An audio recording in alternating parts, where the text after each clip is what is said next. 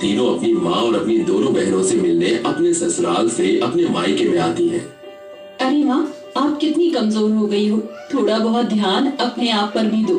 अगर ऐसे कमजोर होती रहोगी तो तबीयत खराब हो जाएगी आपकी। हाँ माँ, जरा देखो तो सही, पहले आप कितनी सुंदर और हेल्दी थी, लेकिन अब देखो शरीर बहुत ज्यादा कमजोर हो गया है आपका। मुझे लगता है कि हमारी दोनों छोटी बहन रिया और रीटा दोनों तुम्हारा सही से ख्याल नहीं रखती।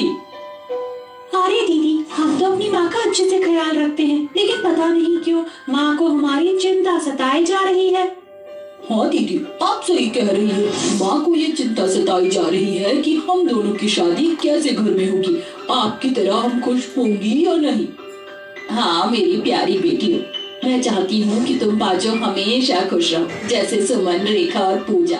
तुम तीनों अपने ससुराल में खुश हो, वैसे ही रिया और रीटा भी अपने ससुराल में खुश रहने चाहिए। अरे माँ, आप इतनी सी बात पर इतनी परेशान हो रही हो? आपको पता है मैंने तो अपनी दोनों बहनों को अपने घर पर ही बुलाने का बंदोबस्त कर लिया है। अरे बेटी, तुम क्या कहना चाहती हो? मैं कुछ समझी नहीं।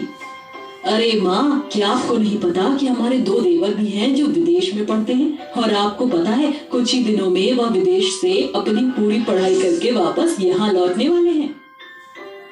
अरे मैंने तो ये भी सुना है कि वो लौटने के बाद यहाँ आकर अपना काम शुरू कर देंगे, उसके बाद वो भी अच्छा खासा कमाया करेंगे।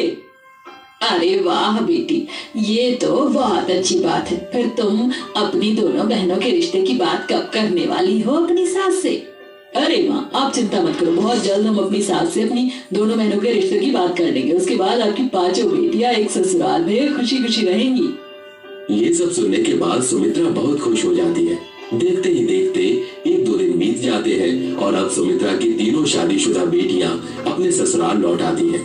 ससुराल में आने के बाद वो अपनी सास से अपनी दोनों छोटी बहनों के रिश्ते की बात उनके छोटे बेटे से करती हैं, जिसके चलते उन तीनों की सास भी बहुत खुश होती है। अरे तुम तीनों इतनी समझदार और संस्कारी हो, तो तुम दोनों की बहनें भी तुम्हारी तरह ही होंगी, इसलिए हमें तुम्हारी दोनों बहनों से अपने बेटों की शादी करवाने में कोई आपत्ति नहीं। हमारी तरफ से ये रिश्ता पक्का समझो। सुमन, पूजा और रेखा तीनों ही बहुत खुश होती है। देखते ही देखते उन तीनों की छोटी बहनों की शादी उनके दोनों देवरों के आते ही हो जाती है, जिसके बाद पांचों बहनें एक साथ एक ही घर की छत के नीचे खुशी खुशी रहने लगती हैं। लेकिन भगवान को उनकी ये खुशी ज्यादा समय तक बर्दाश्त नहीं हुई, जिसके चलते एक दिन एक बहुत बड़े एक्सीडेंट में सुमन, पूजा और रेखा के तीनों पतियों की मृत्यु हो जाती है और वो तीनों विधवा हो जाती हैं। हे भगवान, तूने हमारे साथ ऐसा क्यों किया? हमारी हंसती खेलती जिंदगी को तूने उजाड़ दिया। हमने तेरा क्या बिगाड़ा था?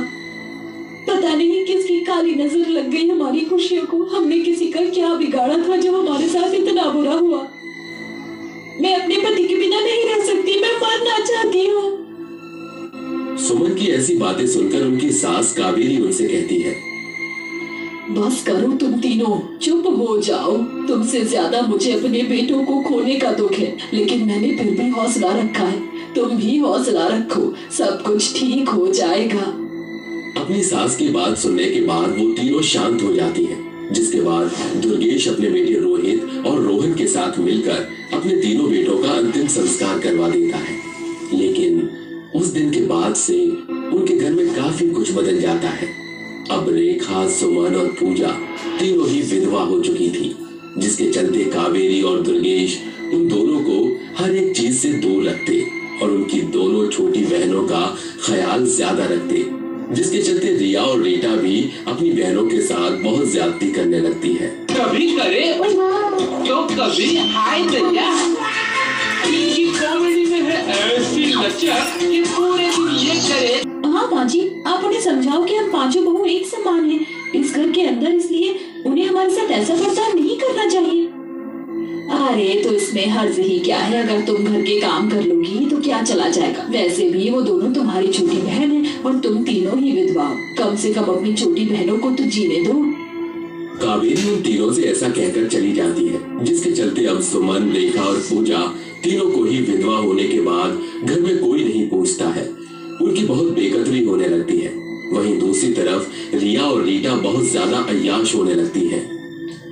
अरे रिया, जल्दी से तैयार हो जा, आज की पार्टी में तो हमें धमाल मचाना है। देखो मेरी सेक्सी ड्रेस कैसी लग रही है, अच्छी लग रही है ना? बहुत अच्छी लग रही है, चलो हम लोग यहाँ से चलते हैं। वो दोनों घर से निकल रही होती है कि तभी सुमन, रेखा और पूजा उन दोनों को देख लेती है।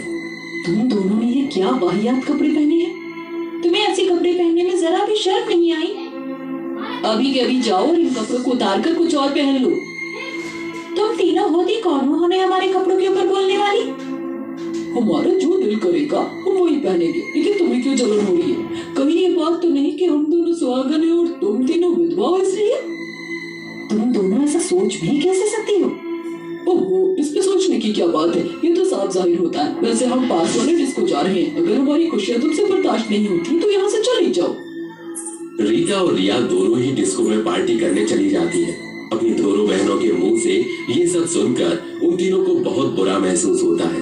वहीं दूसरी तरफ डिस्को में रीता और रिया बहुत एंजॉय कर रहे थे, लेकिन उनके छोटे कपड़ों की वजह से कुछ लड़के उन्हें छेड़ने लगते हैं। हमसे दूर हो जाओ, नहीं तो अच्छा नहीं होगा। अच्छा ऐसी बात है, अभी बताता हूँ तुम्हें। अरे कुछ भी हो जाए, इन दोनों को छोड़ना नहीं है।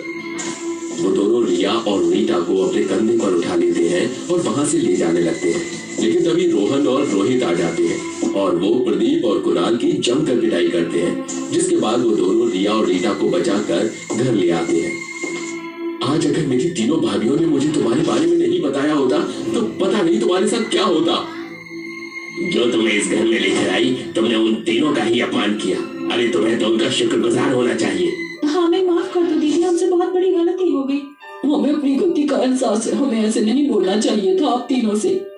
वो ऐसा कहती ही है कि तभी कावेरी भी कहती है, पूजा, सुमन, रेखा, जब से मेरे बेटे उस हादसे में गए हैं तब से उस हादसे का जिम्मेदार मैंने तुम्हें माना था, लेकिन मेरी भूल थी। तुम तो हमेशा से इस घर का अच्छा ही सोचती रही। मुझे भी माफ कर दो, मैंने तुम्हारे साथ बहुत बुरा बर्ताव किया। माँ जी, आप सभी हमारा परिवार हो, आप सभी को हमसे माफी मांगने की कोई जरूरत नहीं। जो हुआ उसे भूल जाओ, हमें नई जिंदगी की शुरुआत करनी चाहिए। उस दिन के बाद से वो सभी एक नई जिंदगी की शुरुआत करते हैं और एक साथ खुशी खुशी रहने लगते हैं।